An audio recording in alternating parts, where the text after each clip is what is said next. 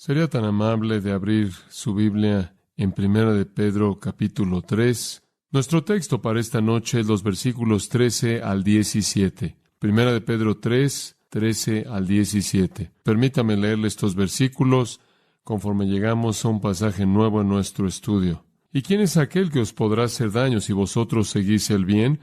Mas también si alguna cosa padecéis por causa de la justicia, bienaventurados sois.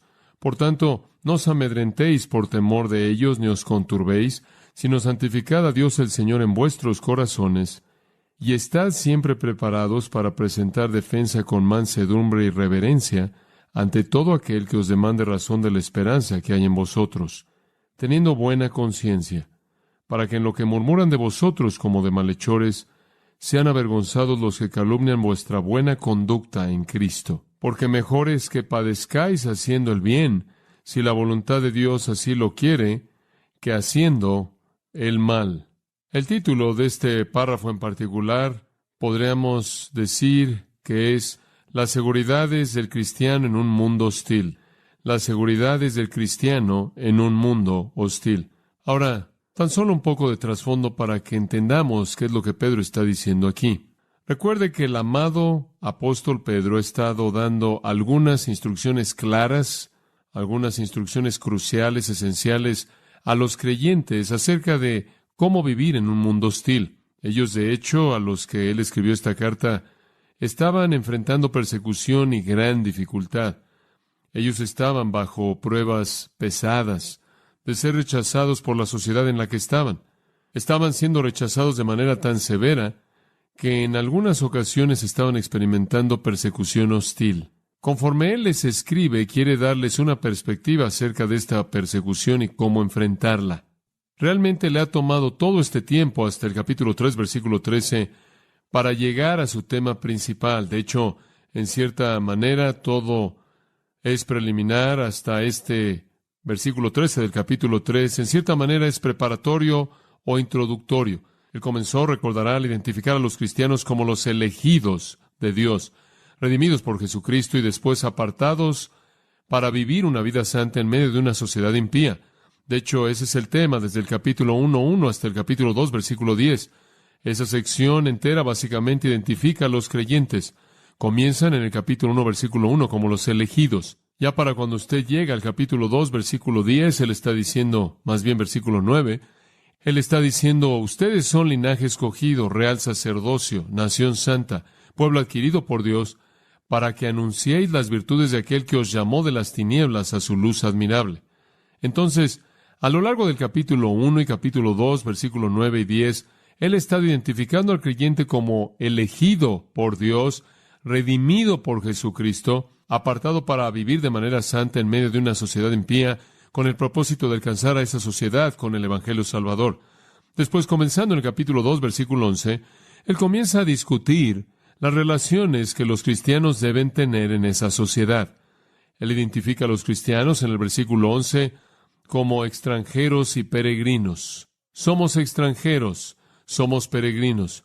Somos, por así decirlo, de otro mundo. Únicamente estamos aquí de manera temporal en este mundo. No somos residentes permanentes o ciudadanos permanentes aquí, y entonces tenemos la tarea difícil de estar en el mundo, pero no ser del mundo, de ser los elegidos de Dios, redimidos por Jesucristo, apartados para vivir de manera santa, con el propósito de evangelizar nuestra sociedad y reconocer al mismo tiempo que no pertenecemos realmente a esta sociedad. Tenemos entonces la tarea difícil de alcanzar a un mundo que nos amenaza y alcanzarlos con el Evangelio de la gracia salvadora. Debemos vivir de tal manera, como dice el capítulo 2, versículo 12, para que debido a nuestra vida, la gente pueda venir a la salvación y de esta manera glorificar a Dios en el día de la visitación. El día cuando enfrenten al Señor será el día en el que glorifiquen al Señor, porque habrán sido redimidos mediante el instrumento de la predicación del Evangelio por cristianos fieles. Entonces, en el capítulo 2, versículo 13, el apóstol comienza a describir todas las relaciones humanas que son esenciales para nosotros conforme intentamos alcanzar a este mundo para Cristo. Él habla de nuestra relación con el gobierno, Él habla de nuestra relación con la autoridad. Él habla de nuestra relación con nuestro jefe. En el capítulo 3, versículo 1, Él habla de nuestra relación con nuestro cónyuge, marido con mujer, mujer con marido. Y a lo largo de esa sección entera, todo es evangelístico. Cómo debemos vivir como ciudadanos bajo el gobierno con una meta evangelística en mente. Cómo debemos vivir como empleados bajo un jefe con un propósito evangelístico en mente. Y cómo debemos vivir como un cristiano casado con un incrédulo con un propósito evangelístico en mente. Después, llegando a los versículos 8 al 12, Él habla de la actitud general con la que vivimos en el mundo, la cual toca a toda persona con la que nos encontramos. Entonces, como dije, hasta ahora, Él en cierta manera ha estado estableciendo un fundamento. Esto es lo que son, y así es como deben actuar en medio de una sociedad hostil. Ahora Él va a decir, dado que ustedes viven de esta manera en una sociedad hostil, aquí están sus seguridades cuando esa sociedad viene contra ustedes. Aquí está el propósito alcanzado: armar a los elegidos con la actitud correcta conforme enfrentan al mundo hostil. ¿Cómo debemos confiar en el poder de la justicia, triunfar sobre la hostilidad y triunfar sobre el sufrimiento? Él quiere que tengamos, a pesar del hecho de que somos extranjeros y peregrinos, y a pesar del hecho de que somos tratados con hostilidad y persecución, Él quiere que tengamos una causa para gozarnos de manera confiada en lugar de alarmarnos o tener ansiedad. Ahora, en el tiempo de Pedro, claro, fue diferente en ciertas maneras de lo que es en nuestro tiempo. Hubo hostilidad directa y algo de persecución directa contra los que eran de Dios. Todavía existe eso en algunas partes del mundo, aunque nuestra propia nación no es tan abierto y agresivo como podría ser en algunos otros lugares, por lo menos no oficialmente. Creo que hay una hostilidad que se está incrementando contra el cristianismo. De hecho, hay una hostilidad que se está incrementando hacia el cristianismo entre la población general. Lo puede ver de diferentes maneras. Se me entregó este pequeño catálogo. Es uno de ese tipo de catálogos que usted recibe en el correo. Si es que usted llega a recibir uno de ellos, poco después va a recibir todos ellos. Se llama La Vida Casual en Estados Unidos. Es un catálogo de regalos distintivos y tiene comederos para aves y también cosas para su gato y computadoras pequeñas y rompecabezas y pequeños barómetros y tazas para café y todo ese tipo de cosas que usted espera aquí, marcos para las fotos de su bebé y casas para perro y demás. Y después a la mitad hay un nuevo juego bastante interesante que se presenta. Es ofrecido por un precio de $25 y el nombre del juego es Roba el Rebaño, el juego del evangelista de televisión. Es llamado el juego de mesa de las señales de los tiempos.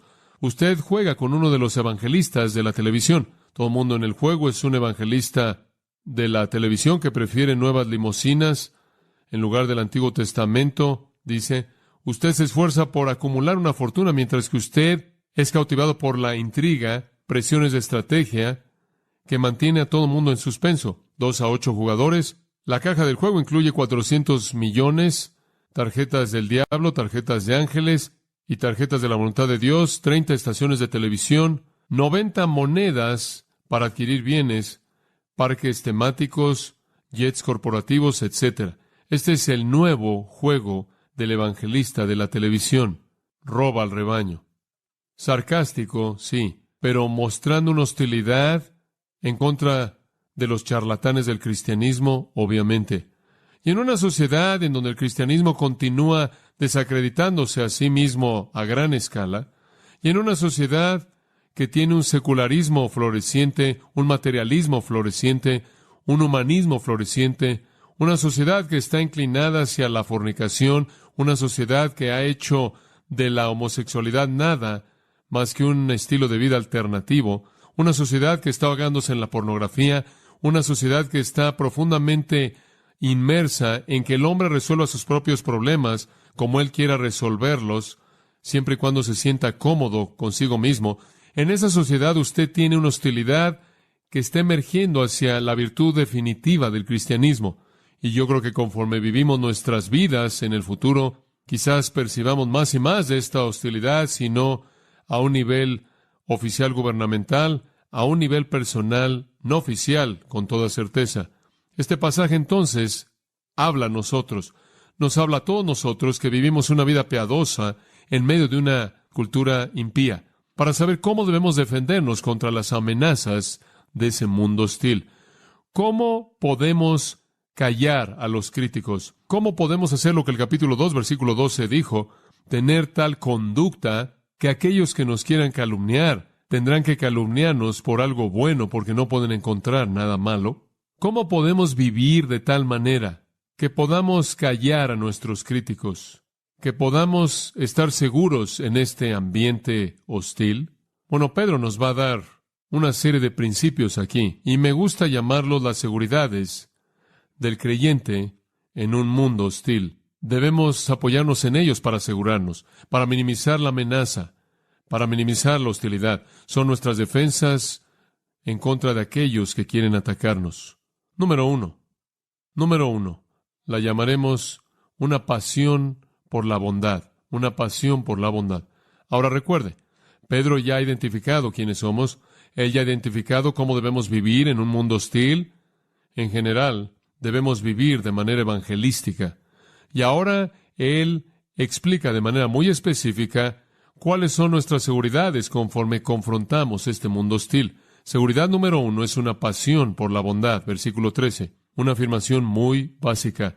¿Y quién es aquel que os podrá hacer daño si vosotros seguís el bien? Ahora, amados, ahí está la primera línea de defensa que tenemos. Es muy difícil, Pedro está diciendo, es muy raro para algunas personas, para la mayoría de la gente, tratar mal a aquellos que son celosos por el bien. Inclusive un mundo hostil es tardo en lastimar a la gente que hace el bien, que buscan hacer bien para la sociedad, que muestran amabilidad, que son abnegados, que son amables, misericordiosos, considerados, amorosos, preocupados por otros. Muy difícil. El mundo no tiene problema alguno atacando con gran hostilidad a los charlatanes y a los impostores que roban de las viudas y los huérfanos, que se enriquecen a expensas de otras personas, pero el mundo no está tan pronto en venir en contra de aquellos que están haciendo el bien. Y creo que lo que Pedro tiene en mente aquí es muy general. Una vida buena, una vida benéfica, el tipo de vida que se caracteriza por generosidad, abnegación, bondad, consideración hacia otros. Eso es difícil de lastimar. Tiene una manera de detener la mano de ellos. Entonces Pedro comienza al insistir que una de nuestras seguridades en medio de un ambiente hostil es un celo apasionado por lo que es bueno. Y si esa es la virtud de la vida de usted, ¿quién es aquel que os podrá hacer daño o que les haga maldad literalmente? Es una pregunta retórica. ¿Quién está ahí para lastimarlos? La respuesta implícita es nadie o muy pocos. Dice, ¿y quién es aquel que os podrá hacer daño? El verbo realmente traduce si se convierten en celotes por lo que es bueno. En otras palabras, si esa es su virtud, usted es un celote para lo que es bueno.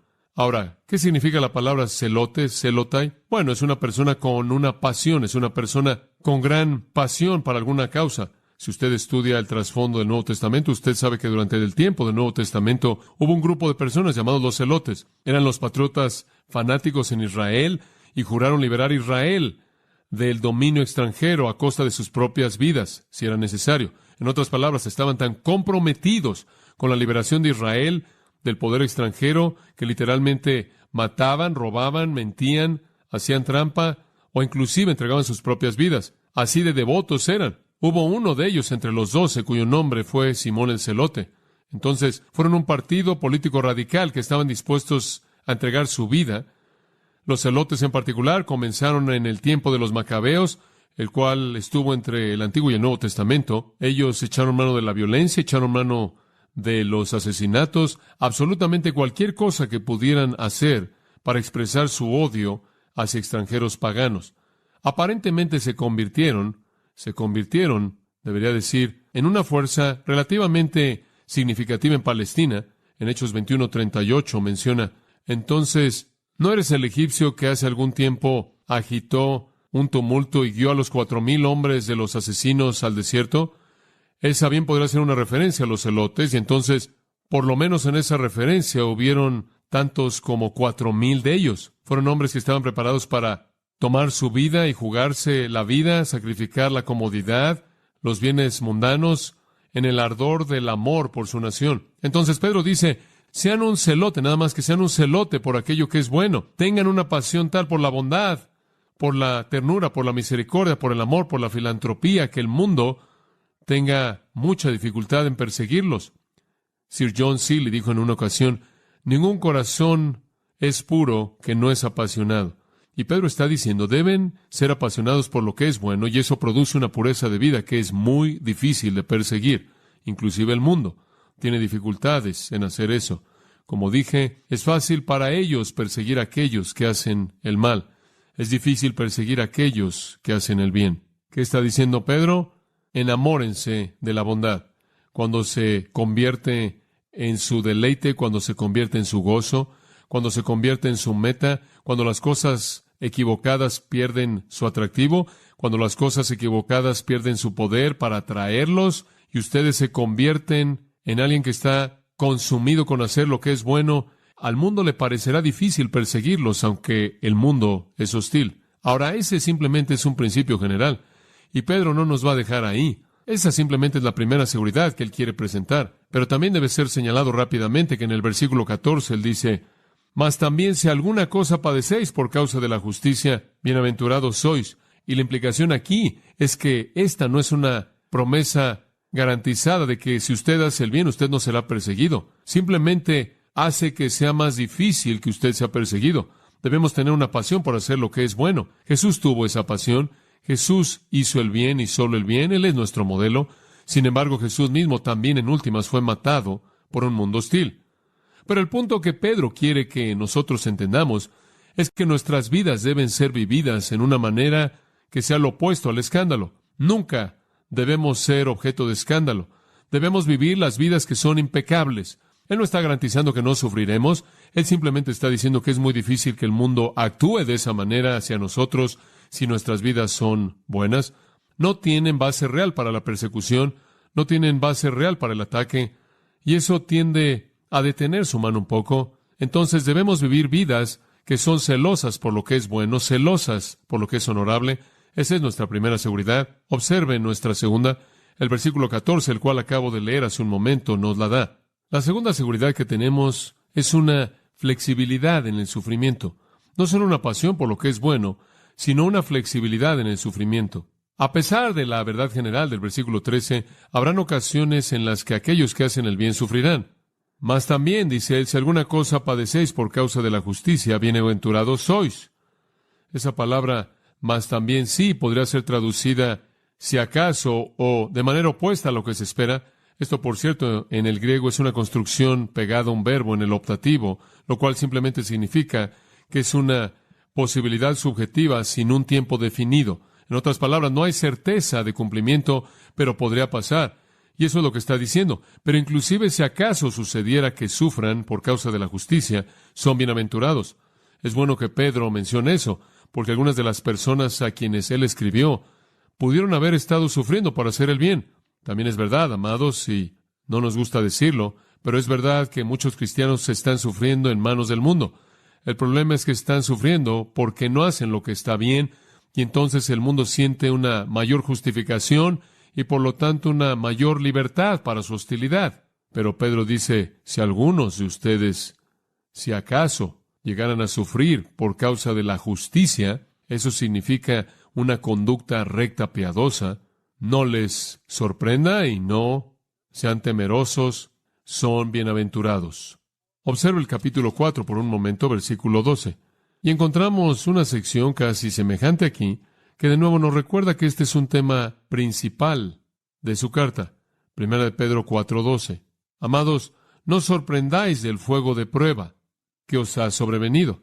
En otras palabras, no les sorprenda cuando viene, como si alguna cosa extraña os aconteciere. En otras palabras, si algo que nunca debe ocurrir, no les sorprenda si sucede, sino gozaos por cuanto sois participantes de los padecimientos de Cristo, para que también en la revelación de su gloria os gocéis con gran alegría.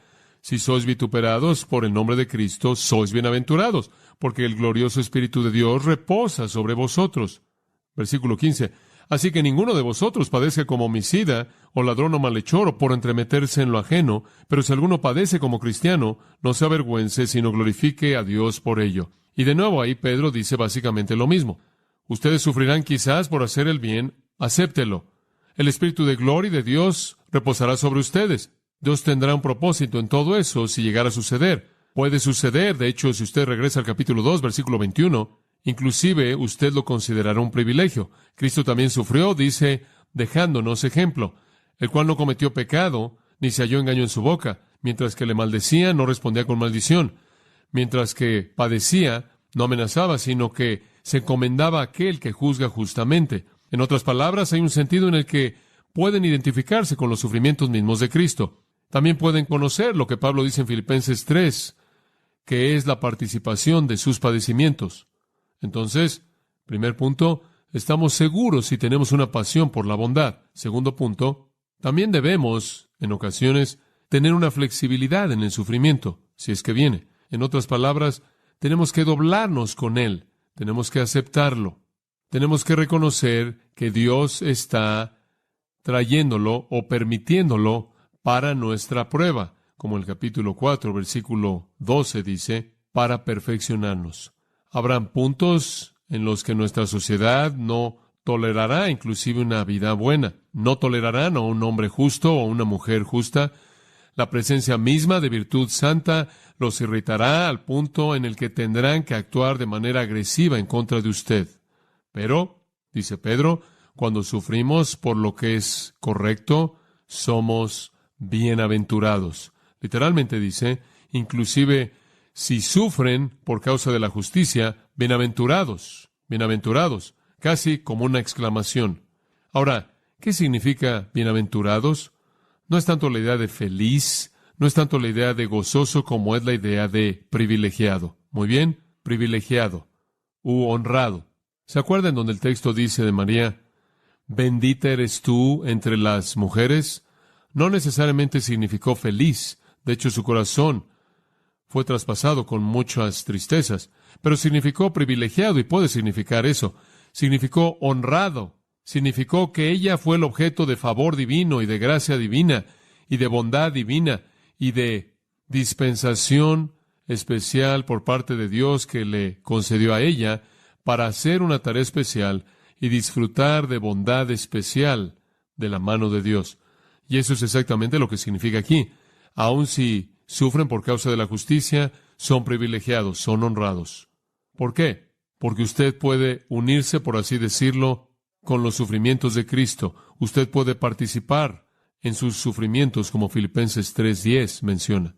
Observe por un momento Mateo capítulo 5, porque quizás es de esta enseñanza de nuestro Señor que Pedro basó su entendimiento de este pensamiento en particular. En Mateo 5:10, bienaventurados los que padecen persecución por causa de la justicia, porque de ellos es el reino de los cielos. Bienaventurados sois cuando por mi causa os vituperen y os persigan y digan toda clase de mal contra vosotros mintiendo. Gozaos y alegraos, porque vuestro galardón es grande en los cielos. Ahí está. ¿Por qué es usted privilegiado y por qué es usted honrado? Porque entre más sufre usted, mayor es la gloria y mayor la recompensa. Entonces, su primera línea de defensa contra un mundo hostil es un celo por la bondad, una pasión por lo que es bueno. La segunda es que cuando viene contra usted la hostilidad del mundo, usted es flexible en el sufrimiento. Usted se defiende a sí mismo simplemente al aceptar el sufrimiento como algo que está dentro de los propósitos de Dios, que hará que usted sea un individuo privilegiado al sufrir de esa manera y de esta manera disfrute de la bendición eterna que Dios aparta para aquellos que han sufrido de manera especial. Y no voy a tomar el tiempo en esta noche, pero creo que las grandes recompensas de la gloria serán dadas de manera proporcional a los creyentes en base al sufrimiento de ellos. Dios honrará a aquellos que sufran. Entonces usted es bendito, bienaventurado. Después Pedro cita de un pasaje del Antiguo Testamento. Lo ve ahí, en el versículo 14. Por tanto, no os amedrentéis por temor de ellos, ni os conturbéis. Eso viene de Isaías 8, 12 y 13. Permítame leerle lo que Isaías 8, 12 y 13 dice. No llaméis conspiración a todas las cosas que este pueblo llama conspiración, Ni temáis lo que ellos temen, ni tengáis miedo. A Jehová de los ejércitos, a Él santificad, sea Él vuestro temor y Él sea vuestro miedo. No deben temer lo que ellos temen. Ahora, en esa porción en particular, el contexto de la cita de Isaías es significativo. Acaz, rey de Judá, enfrentó una crisis debido a una invasión por parte del ejército asirio. Los reyes de Israel y Siria querían que Acaz se uniera a ellos en una alianza en contra de los asirios, pero Acaz se rehusó. Entonces, debido a que él se rehusó, Israel y Siria amenazaron con invadir a Judá. Tras bambalinas, entonces, Acaz hizo una alianza con Asiria, y el profeta Isaías le advirtió en contra de alianzas impías, y lo instó a confiar en Dios únicamente para la liberación, y él le dice, santificad a Jehová de los ejércitos mismo, a Él sea vuestro temor, y Él sea vuestro miedo, y no temáis lo que ellos temen.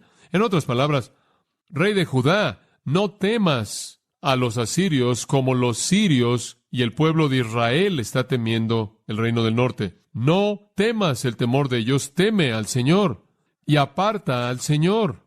Santifícalo. Eso está tras bambalinas en Isaías.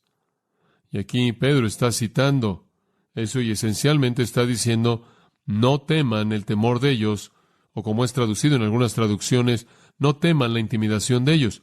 Podrá significar el temor que ellos están haciendo temer. En otras palabras, no teman como ellos están temiendo, como otros están temiendo, o no teman la intimidación de aquellos que los hacen temer. De cualquier manera, su significado es no teman, no tengan miedo, y después él dice,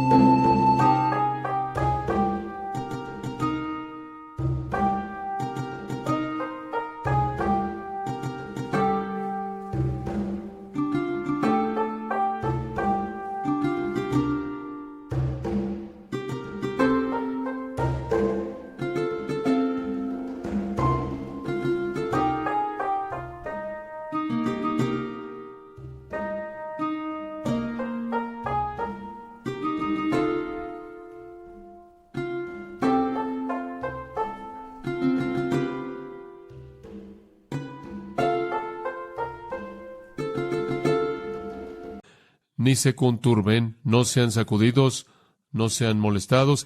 Ahora, este es un versículo simple, con entendimiento simple. Él dice esto, si la persecución viene en contra de ustedes por causa de la justicia, son honrados, son privilegiados y Dios los recompensará en la eternidad. Entonces, no teman y no estén turbados. Enfréntenla con valentía.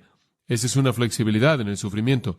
No hay razón por la que un creyente deba pensar en cualquier otra manera. Juan Bunyan, ustedes saben, cuando él estuvo en la cárcel de Bedford, estuvo encarcelado debido a la hostilidad de su sociedad.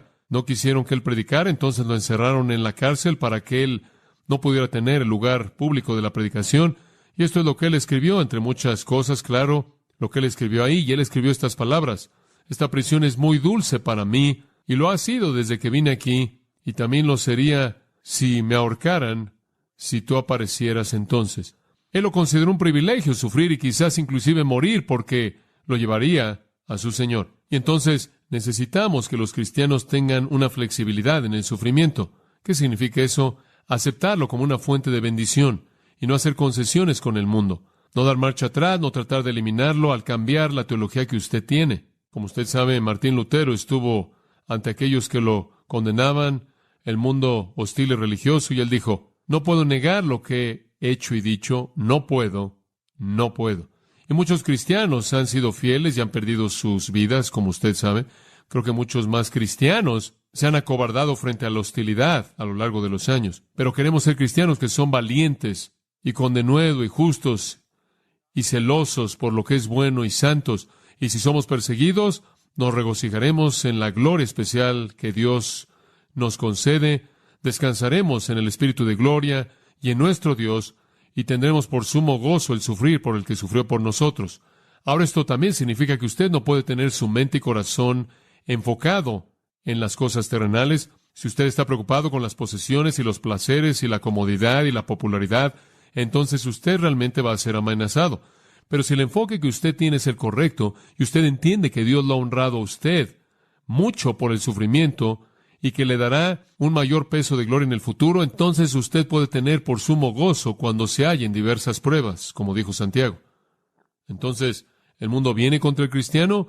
Su primera seguridad es una pasión por la bondad, lo cual hace que sea difícil para el mundo hacernos algo. Pero en caso de que lo hagan, la segunda línea de defensa es una flexibilidad en el sufrimiento, porque aunque podamos sufrir en manos de ellos, nunca pueden tocar nuestro tesoro verdadero, nunca pueden tocar nuestra relación con Dios, y el hecho de que sufrimos nos concede el espíritu de gloria y de Dios que reposará sobre nosotros y un mayor peso de gloria en la eternidad que está por venir. Y ahora una tercera seguridad en un mundo hostil, llamémosla un lugar para Cristo. Una pasión por bondad, una flexibilidad en el sufrimiento y un lugar para Cristo. Me encanta esto. Esto también es tomado de Isaías 8:13, como lo leí hace un momento. Sino santificad a Dios el Señor en vuestros corazones. Deténgase ahí. Santificad a Dios el Señor en vuestros corazones. En Isaías la palabra Dios es usada en lugar de Cristo. En algunas versiones es Cristo aquí. Y aquí el Espíritu de Dios reemplaza la palabra Dios con la palabra Cristo. Pero santificad a Cristo como Señor en sus corazones. Es lo que dice. Es al Señor a quien usted debe considerar como santo. Es al Señor a quien usted debe rendir respeto. Ahora, ¿qué significa eso? Significa que sin importar lo que usted enfrente, sin importar lo que lo ataque usted afirma en su corazón que Cristo es Señor. Estamos de regreso a lo que hablamos esta mañana. Usted está afirmando la soberanía del Señor, usted está afirmándola. Al único al que realmente tengo que temer, al único al que realmente tengo que tenerle miedo es al Señor. No me molesta lo que los hombres me pueden hacer, me molesta lo que Dios me puede hacer. Esa es la intención de Isaías 8, 12 y 13. Y esa es la intención de Pedro aquí también. Santificar significa venerar, significa adorar, significa por implicación exaltar, magnificar, darle lugar primordial a. Usted está reconociendo la majestad santa soberana de Cristo. Usted está diciendo, Él es el objeto de mi amor, Él es el objeto de mi lealtad, Él es aquel con quien estoy comprometido, Él es el objeto de mi asombro, Él es el objeto de mi reverencia, Él es el objeto de mi adoración.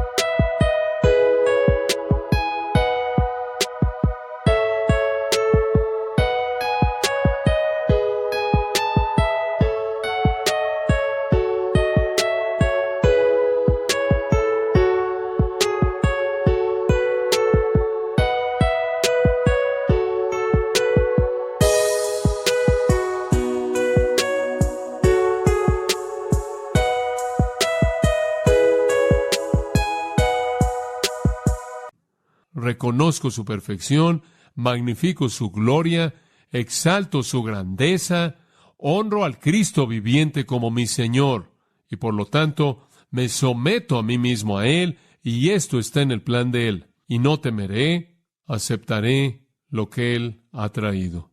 Lo agradaré a Él con su misión leal. Esa es la idea. Esa es su tercera línea de defensa. Si vienen en contra de usted con hostilidad, aunque usted está haciendo el bien, y usted tiene que tener una flexibilidad en el sufrimiento, en el corazón de esa flexibilidad hay un lugar para Cristo, y ese lugar es el lugar prioritario. Usted afirma que yo veneraré, yo adoraré, yo exaltaré a Cristo como Señor. Yo reconozco que debo darle a Él una obediencia leal, con confianza, sumisa. Porque esta hostilidad en contra de mí por parte de un mundo impío debe estar dentro de la voluntad de Él. De lo contrario, no estaría sucediendo. Es maravilloso vivir la vida de esa manera. Es como adornar la doctrina de Dios, como Pablo le dijo a Tito. Este es el cristiano quien, en su punto más profundo, en la parte más profunda de su ser, está totalmente comprometido con la gran realidad de que Jesucristo es Señor y lo honraré como Señor inclusive en mis sufrimientos. Él es Señor sobre mí, Él es Señor inclusive en mi dificultad. La sumisión leal, con confianza, le dará a usted valentía, denuedo, fortaleza frente a una sociedad hostil. Lo va a asegurar a usted y usted sentirá esa seguridad. Después, dice Pedro, hay otra seguridad. Versículo 15. Y estad siempre preparados para presentar defensa con mansedumbre y reverencia ante todo el que os demande razón de la esperanza que hay en vosotros. Llamemos a la número 4, una preparación para responder. Una preparación para responder. El versículo 15 simplemente dice que cuando somos atacados por un mundo hostil, debemos ser capaces de hacer una defensa. Ahora, podría parecer al principio, conforme usted ve este pasaje en particular, que esta es una defensa formal. Cuando dice, estando siempre preparados para presentar defensa, usted toma la palabra defensa, apología, de la cual obtenemos una apologética o defensa de algo. Usted podría asumir que esta es una defensa formal en una corte en algún lugar. Y por cierto, es usada así en 2 de Timoteo 4:16. Pablo habla de su defensa formal en una situación de corte. También en Hechos 25:16. Pero usted tiene la misma palabra apología usada en Filipenses 1:16, aparentemente en un sentido informal, simplemente teniendo la capacidad de dar una defensa a cualquiera que le pregunte a usted, no solo un juez, un magistrado, gobernador o gobernante o alguien sentado formalmente en juicio en contra de usted. Además, la palabra siempre indica que no es solo mientras que usted está en algún juicio oficial, sino siempre, en toda situación. Usted debe estar listo para dar una defensa, no solo a un juez o magistrado, sino a todo el que os demande razón. Entonces, creo que esto es muy general aquí. Formal, en una corte o juicio, informal. Usted debe hacer una defensa, dar un discurso de defensa. ¿Y de qué es? Es una defensa a todo el que os demande razón de la esperanza que hay en vosotros. ¿Qué es eso? Esto es muy simple. Eso es la fe cristiana.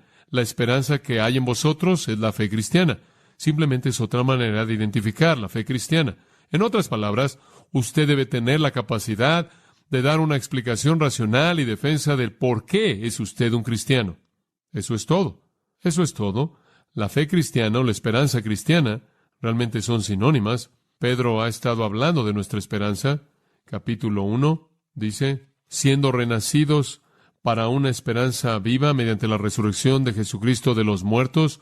Y ahí esa esperanza viva es equivalente a nuestra fe viviente o vivir nuestra vida cristiana. A Pedro le encanta la palabra esperanza, por cierto. Él la usa de nuevo en el capítulo 1, versículo 21. Él habla del hecho de que nuestra fe y esperanza están en Dios. Si tuviéramos tiempo, podríamos escarbar en mayor profundidad en este concepto de la esperanza cristiana como una definición de nuestra fe cristiana, pero es suficiente decir que, de hecho, eso es lo que es. Y si usted quiere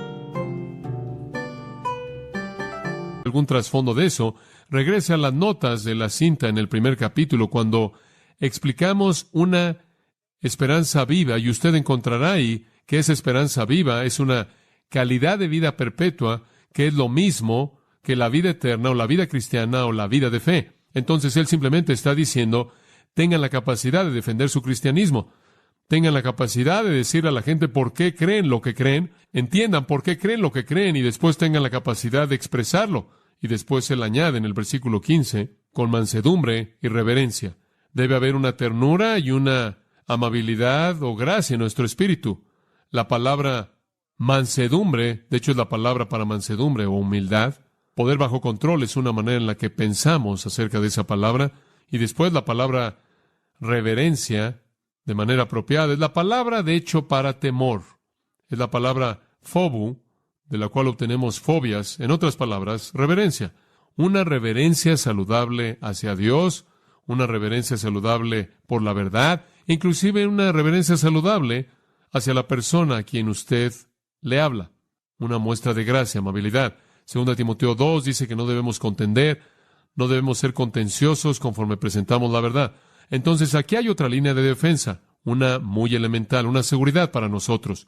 Y eso es que podemos de manera apropiada, cuidadosa, pensada de manera clara, razonable, bíblica, darle a toda persona que nos pide una razón clara por la que somos cristianos. Eso es parte de nuestra seguridad. Dice usted, ¿en qué sentido? Le voy a decir en qué sentido. Usted no puede hacer eso de manera racional, y usted no lo puede entender de manera completa y clara y expresarlo, y usted se mete en la hostilidad, persecución y en un ataque contra usted. Adivine quién se va a desmoronar. Usted, porque si usted no puede expresarlo de tal manera que sea entendido por alguien más, usted puede tener dificultad al recordarse a sí mismo la suficiente información como para convencerse a sí mismo de que usted verdaderamente es un cristiano, y usted puede caer en duda.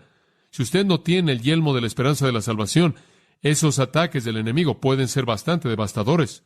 Entonces, para ser eficaces en permanecer firmes contra un mundo hostil, debemos tener una pasión por la bondad, una flexibilidad en el sufrimiento, debemos tener un lugar para Cristo, el lugar prioritario, apartarlo a Él, y en lealtad someternos a su voluntad perfecta y santa en medio de este sufrimiento, y debemos tener una preparación para responder no solo por conocimiento, sino por valentía. Debemos ser prontos y estar dispuestos a darle a todo hombre que nos pide una razón por la esperanza que hay en nosotros, y hacerlo con una humildad amable, dulce, gentil, de gracia, y un sentido de reverencia hacia el Dios, hacia la verdad, e inclusive hacia la persona a quien le hablamos. Así es como enfrentamos la hostilidad. Un quinto principio. También debemos tener una conciencia pura. Una conciencia pura. Versículo 16. Teniendo buena conciencia, para que en lo que murmuran de vosotros como de malhechores, sean avergonzados los que calumnian vuestra buena conducta en Cristo. Teniendo una buena conciencia. La palabra teniendo significa mantener, y literalmente es mantener o poseer una buena conciencia. ¿Qué significa eso? Eso significa que su conciencia no lo está acusando a usted. Su conciencia es un mecanismo que lo acusa o lo excusa a usted. Su conciencia es un instrumento que Dios ha plantado dentro de usted para actuar como una fuente de convicción o afirmación. Si usted tiene una buena conciencia, le estará diciendo a usted que todo está bien. Si usted tiene una conciencia mala, le estará recordando a usted que no todo está bien porque hay pecado en su vida. Y lo que Pedro está diciendo es, vivan con una conciencia limpia, una conciencia que no los condena, para que cuando ustedes enfrenten crítica, cuando enfrenten hostilidad, cuando enfrenten persecución, no sientan culpabilidad alguna. Como puede ver, si usted está viviendo una vida pecaminosa, si usted no es celoso por la bondad y si usted no es leal a Jesucristo, y si usted no es como una de estas personas que ha representado de manera equivocada a Cristo y está viviendo una vida que calumnia a Cristo o trae menosprecio a Cristo y la persecución viene en contra de su cristianismo, usted va a sentir un peso muy pesado de culpabilidad, porque realmente eso es lo que usted merece. Entonces usted no tiene defensa en contra de eso. Pero si su conciencia está limpia, entonces usted no está ansioso, usted no está turbado. La gente siempre me dice, ¿sabes una cosa? Te critican mucho, eso es verdad, y te atacan mucho.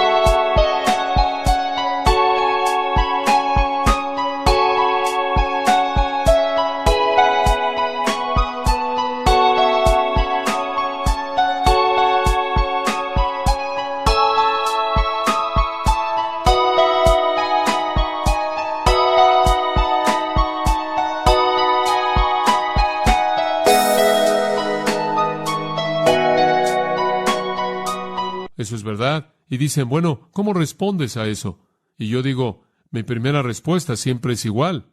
Veo mi corazón para ver si la crítica es válida, y si al ver mi corazón puedo decir que tengo una conciencia limpia, entonces no tengo ansiedad, porque no hay nada ahí que me está convenciendo de pecado, y no me trae dolor, no me trae problemas, porque no puede producir culpabilidad alguna.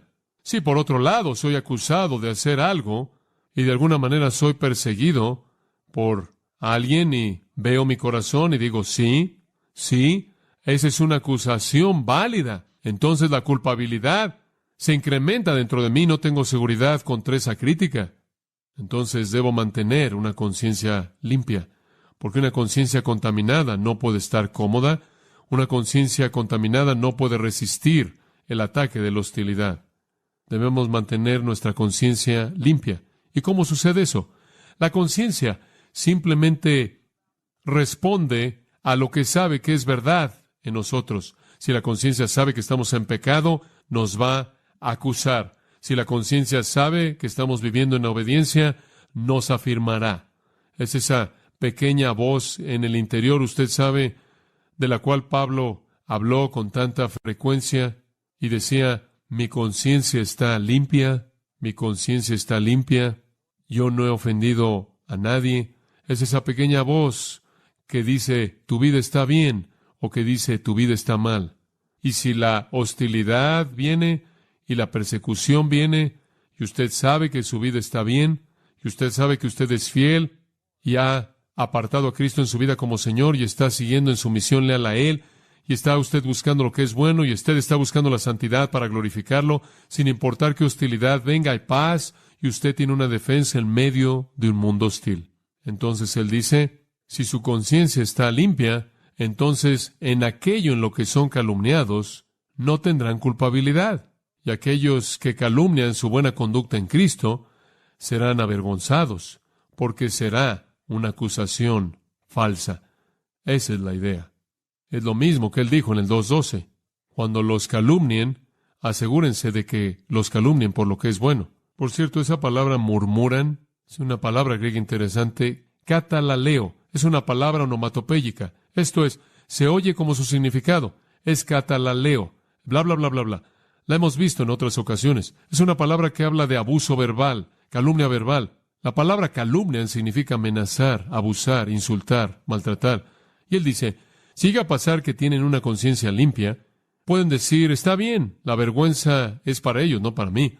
Deben estar avergonzados si están acusando de manera falsa. Como puede ver usted, lo que hace que el mundo se sienta tan bueno en sí mismo y tan correcto en condenar el cristianismo es venir en contra de alguien que ha escandalizado la fe cristiana. Al mundo le encanta eso. Les encanta hacer eso porque los hace sentir justos, porque verdaderamente hay un escándalo ahí.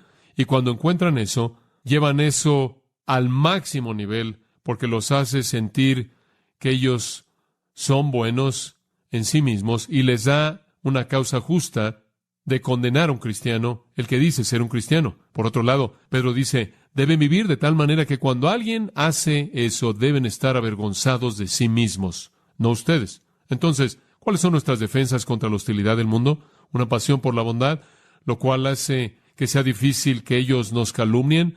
Si ellos llegan a hacerlo, tenemos una flexibilidad en el sufrimiento. Lo aceptamos como la voluntad del Señor y después hay un lugar para Cristo. Le damos el lugar prioritario y en medio de ese sufrimiento y hostilidad, en lealtad amorosa a Él, continuamos en nuestra obediencia y en nuestra fidelidad a Él y después estamos preparados para responder cuando tenemos que enfrentar a los que nos cuestionan. Podemos darle a todos que nos pide una razón clara del por qué somos cristianos y después mantenemos una conciencia pura. En otras palabras, mantenemos nuestra vida recta y por el Espíritu de Dios nos mantenemos obedientes a la palabra de Dios, de tal manera que tenemos una conciencia pura y cuando somos calumniados no nos sentimos avergonzados, sino que ellos se sienten avergonzados porque no tienen justificación para hacerlo. Quiero darle un último punto, versículo 17. También debemos tener una perspectiva en las opciones, Versículo 17. Porque mejor es que padezcáis haciendo el bien, si la voluntad de Dios así lo quiere, que haciendo el mal. Esas son las dos opciones que usted tiene. Más vale que usted tenga una perspectiva acerca de sus opciones. La opción número 1 es, usted puede sufrir por hacer lo que es correcto, si Dios así lo quiere. Y usted puede ser bendecido en ese sufrimiento y ser recompensado eternamente. Opción número 2 es, usted puede sufrir por lo que es malo. Decida usted. El meollo es, Dios quiere ambos.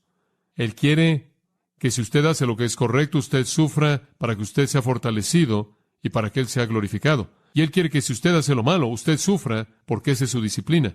Escoja su opción. Usted tiene una perspectiva en las opciones, ¿no es cierto? Entonces sabemos cómo enfrentar un mundo hostil. El modelo para esto no es ningún otro que Cristo. Y Él se convierte en nuestra consideración conforme regresamos a este texto en 2 semanas. Inclinémonos juntos en oración. Padre, ha sido bueno en esta noche simplemente pasar estos momentos en tu palabra. Y algunas veces sentimos como que estamos oyendo un eco de Pablo en Filipenses, conforme él también estaba enseñándole a los suyos a cómo vivir en un mundo hostil y experimentar gozo y experimentar bendición.